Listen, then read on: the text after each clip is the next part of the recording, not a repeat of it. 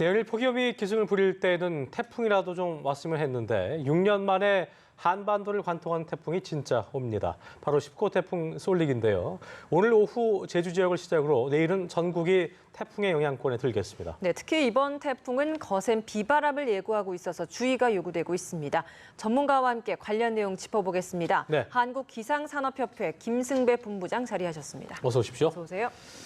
참 그 태풍 전야 상당히 긴장이 되는 상황인 것 같고요. 또 제주 지역이나 남쪽 지역은 상당히 좀 긴장이 될 것 같습니다. 6년 만에 한반도를 관통한 태풍이라고 하는데 일단 19호 태풍 쏠릭 어디쯤 와 있는지 좀 짚어볼까요? 지금 서귀포 남남동 쪽 약 한 370km 바다의 중심이 있거든요. 예. 그런데 이제 이 태풍의 반경이 약 한 380km 정도 되거든요. 강풍 반경이. 그래서 지금 제주도는 위성 영상으로 볼 수 있듯이 이 태풍의 전면 그 구름대에 놓여 있습니다. 예. 따라서 우리나라 입장에서 보면 이미 이제 태풍의 제주도를 시작으로 직접 영향을 받기 시작했다 이렇게 보여지고요. 예. 내륙은 아직 좀 시간이 있죠. 그래서 지금 금방 말씀한 폭풍 전야 지금 보이고 있습니다. 그렇군요. 예상 경로는 그럼 좀 어떻게 되는 겁니까? 네, 그 제주도 중심이 그러니까 반경이 한 380km 되니까 항상 큰 원을 머릿속에 그리면서 네. 중심만 생각하면 안 되는데 그러나 태풍의 제주도 서쪽으로 중심이 지날 것으로 보이고 그게 이제 우리나라 서해안 쪽 가까운 서해상으로 북상을 해서 태안반도로 상륙해서 북한 쪽으로 해서 동해상으로 나가는 이런 진로 예상이 되는데 문제는 이 태풍이 한반도 접근하면서 확 그 바람에 진공청소기로 빨려가도 빨리 지나가는 게 아니고 예. 상당히 그 천천히 지나가거든요. 자, 그만큼 비바람 피해가 우려되는 상황입니다. 이게 되게 중형급이고 큰 태풍이라고 그래서 지금 말씀하신 것처럼 저희는 바람이 세게 불면 이게 빠를 거라 생각하는데 빨리 돌기만 하는 것뿐이지 전체적인 움직임은 빠르지 않나 봐요. 지금 느리게 진행되고 있습니다. 그러니까 이 태풍이 우리나라 정도의 중위도까지 오면 이 태풍을 어떤 이끄는 힘이 상층에 있는데 그게 바로 이제 제트 기류입니다. 그런데 이 강한 제트 기류가 지상 한 5, 6km 상층에 있는 건데 이 제트 기류가 지금 지구 온난화 영향으로 전체적으로 겨울에도 힘이 약하고 이렇고 올 여름에 폭염이 그렇게 오래 지속된 것도 이 제트 기류가 북쪽에서 여름철에 내려보내는 서늘한 시원한 공기를 내려보내지 않았거든요. 예. 자, 그래서 폭염이 여러 날 지속되는 원인 중에 하나인데 이 태풍이 한반도에 접근했을 때 휙 빨려가듯이 지나가질 못하고 굉장히 전체적으로 저는 제주도에서 저쪽 우리나라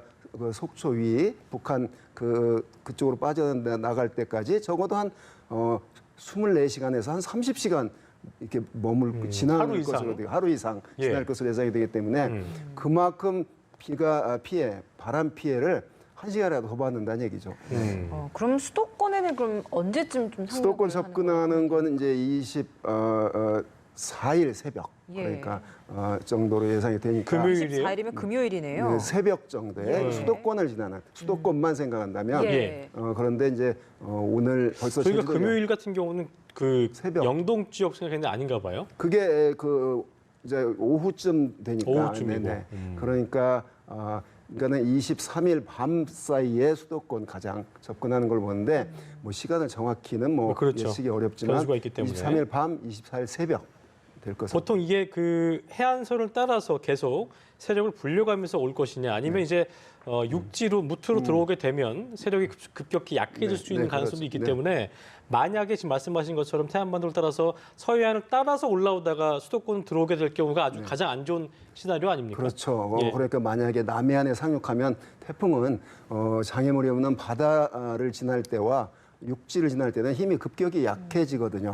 태풍이 받는 에너지는 바다에서 공급되는 따뜻한 수증기인데 내륙에 오게 되면 산도 있고 그런 어떤 굴곡이 있기 때문에 금방 세력이 약해지는 건 사실입니다. 그래서 그렇게 진로를 밟는 것지 않고 서해상으로 중심이 지나거든요.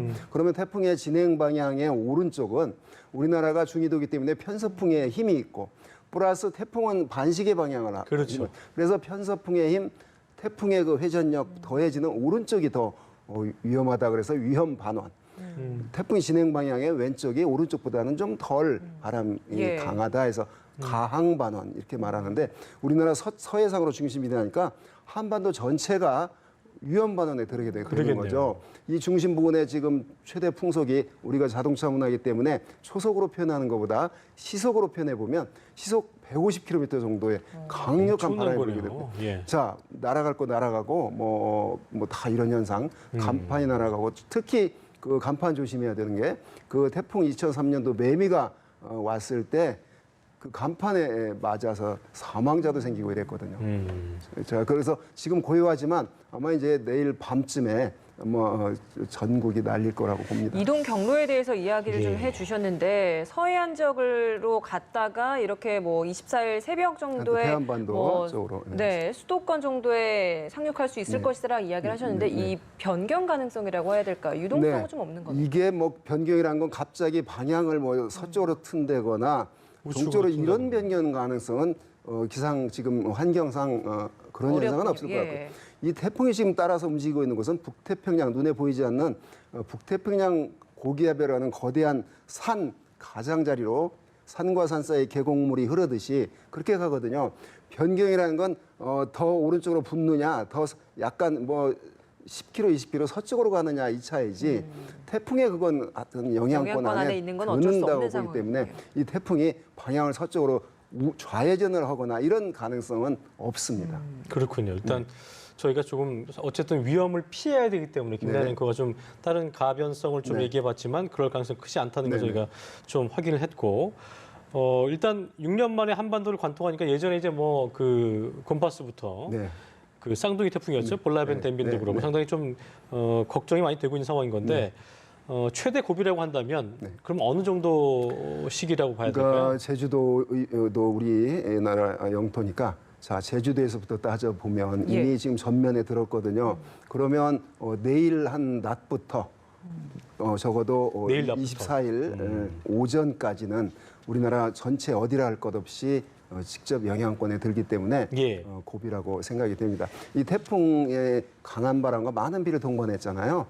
그래서 지리산 유역이나 이런 어떤 그 수증기가 공급이 되면서 벽에 부딪히면 그 벽이 어디냐면 산이거든요. 예. 그런 곳은 더 많은 비가 올 가능성이 있는데 2002년도 태풍 루사에 870.5mm 비가 왔잖아요. 예. 그게 한 400mm 이상 올 거라는 예상 속에서 870.5 비가 내렸거든요. 2배 이상이 내린 거잖아요. 이번 그렇죠? 비도 역시 많은 곳 400mm 이상 예보가 돼 있는데 그게 500mm가 될 수 있고 600mm가 될 수 있는 게 이 자연 속에서 나타날 수 있는 현상이거든요. 그렇죠. 또 특히 강한 바람을 동반한 그런 태풍이기 때문에 그 바람 피해도 크게 우려가 됩니다. 태풍 진행 방향의 오른쪽에 한반도가 놓입니다. 그렇군요. 태풍 중에서 말씀하신 것처럼 바람이 강한 태풍도 있고 네. 비가 많이 오는 네. 태풍도 네. 있는데 이번에 이 쏠릭은 좀 어떤 유형에 속하는 저는 겁니까? 비바람 다 같이 동반하고 있는데요. 특히 바람 피해가 크게 우려가 된다고 봅니다. 예. 네.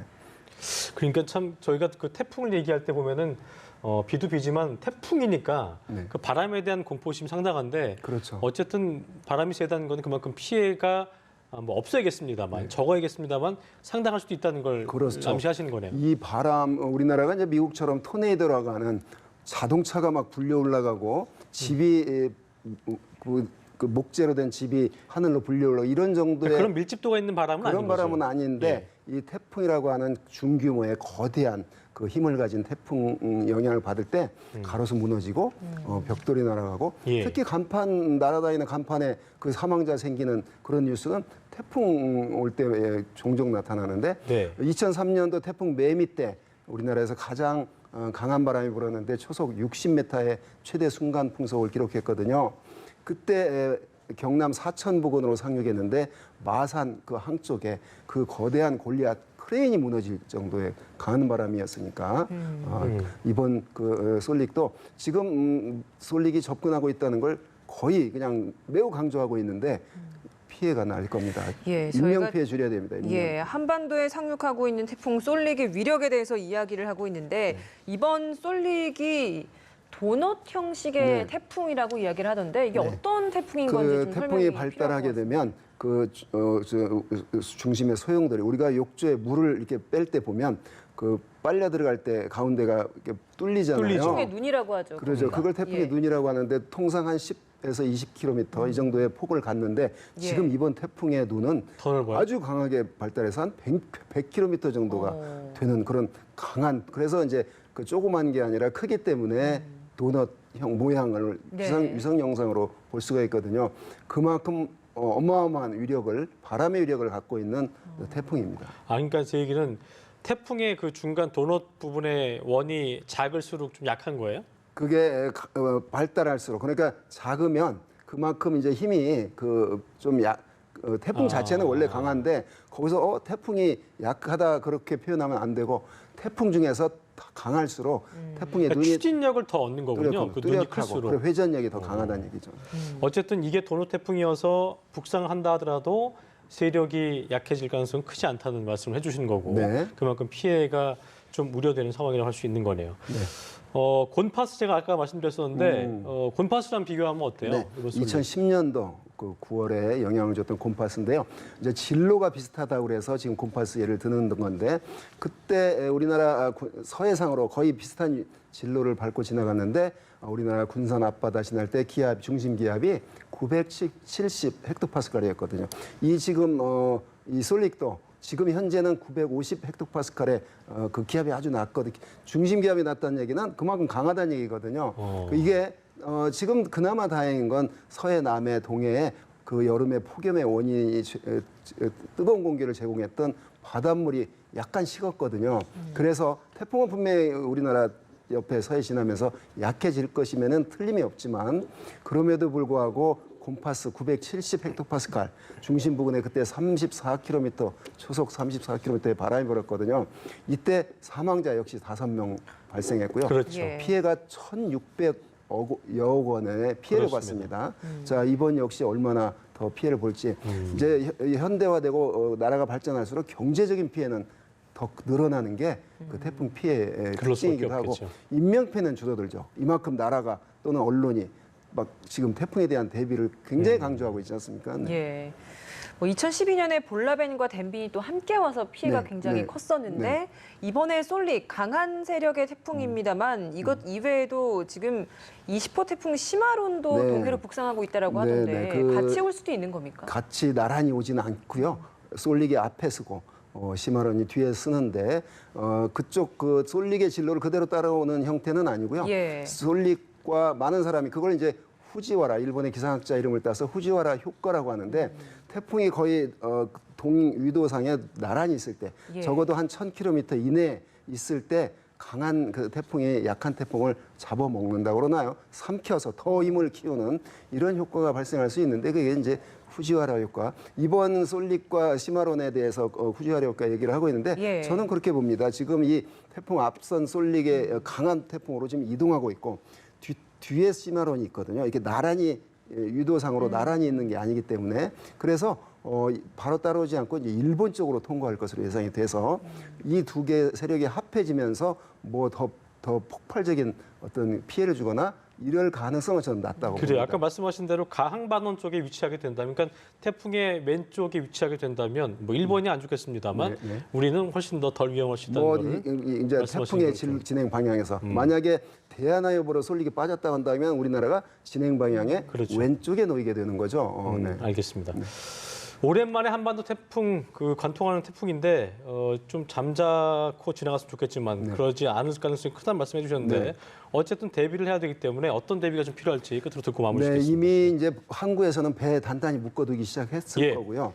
그럼에도 불구하고 아무리 묶어도 태풍 제대로 지나가면 뭐 뒤집힐 100척, 수도 200척이 다 막 예. 뒤집히고 파손되는 게 이 태풍의 위력인데, 도시에서는 이제 그 저지대 침수 지역에서는 정전 사태에 대비해서 비상등, 또 대피 준비를 늘 저지대 침수 지역은 사는 분들이 알고 있습니다. 그래서 네. 대피 준비를 해야 되고요.